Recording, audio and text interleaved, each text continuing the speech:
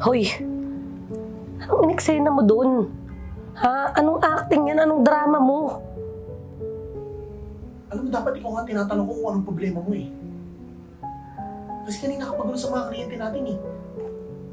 Masyado kang bossy. Hindi ko na alam kung girlfriend pa ba kita o amo kita. Para mo kong tauhan, para mo kong alila. Mabastusan na ako na sobra sa mga pinapakita mo sa akin. Ayoko nung parang araw-araw na lang sa ginawa ng Diyos, ganito tayo.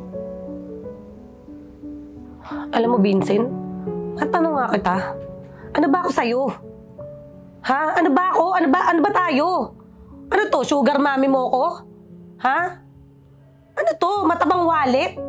Ano tayo? Ano tayo, Vincent? Gusto mong malaman kung ano tayo? Seryoso ka sa lecheng tanong na yan? O sige! Sasagutin ko sa'yo ng maayos kung ano tayo. Yung totoo. Sige, ito yung totoo. Sugar mommy lang ang tingin ko sa'yo. Yun lang. Alam mo kung bakit? Kasi may benefits ako sa'yo. Alam mo kung anong meron ka lang? Ha? Ganda at pera. Utak, wala ka na. Yun lang naman tayo, di ba? Yun lang yung pakinabang mo sa akin. Ito lang ha. Alam mo sa pinapakita mo lagi sa tuwing magkasama tayo, mukha kang desperada. Masyado kang habol na habol sa views, followers, sa leching mga pera ng mga hayop na tao na yan. Buhay na buhay ka sa talampakan nila. Ano ba meron ka? Wala, di ba? Gusto mo malaman kung ano ang achievement mo? Ha? Di ba kaya ka lang naman sumikat dahil napigtasan ka ng bra sa mall habang may concert? Yun lang naman yung achievement na meron ka. The rest wala na. Alipin ka na lang ng social media.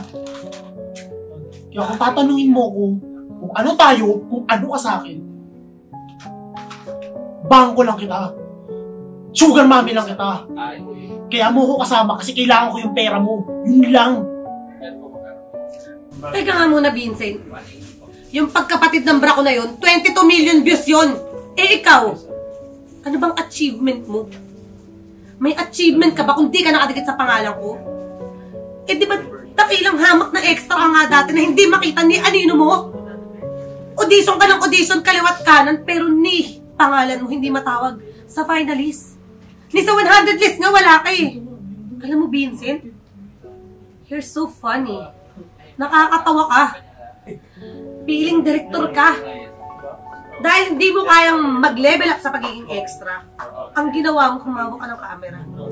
At pag hawak mo ng camera, umaalog-alog at madalas wala pang audio. Ano ka ba, Vincent, talaga kung wala yung pangalan ko? Wala kang kinang kung wala ako. Hinila lang kita para magka-views ka. 1,000 views na, pahirapan ka pa eh. Yung million views ko, lalaitin mo. Alam mo, Vincent, mabuti pa yung props. May silbi kaysa sa'yo.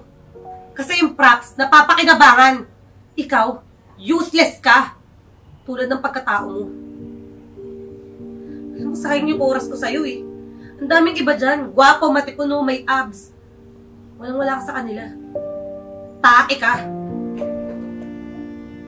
Sige na, huwag ka na magalit. Normal na. Hindi mo tayo tapos sa kliyente natin. Halika na, shoot pa tayo. Yes. Sige na, sorry na. Hindi na natin ito pag-usapan sa bahay. Kasi kita tayo ng trabaho. Yung sabi mo, dapat laging professional. Sige na, halika na.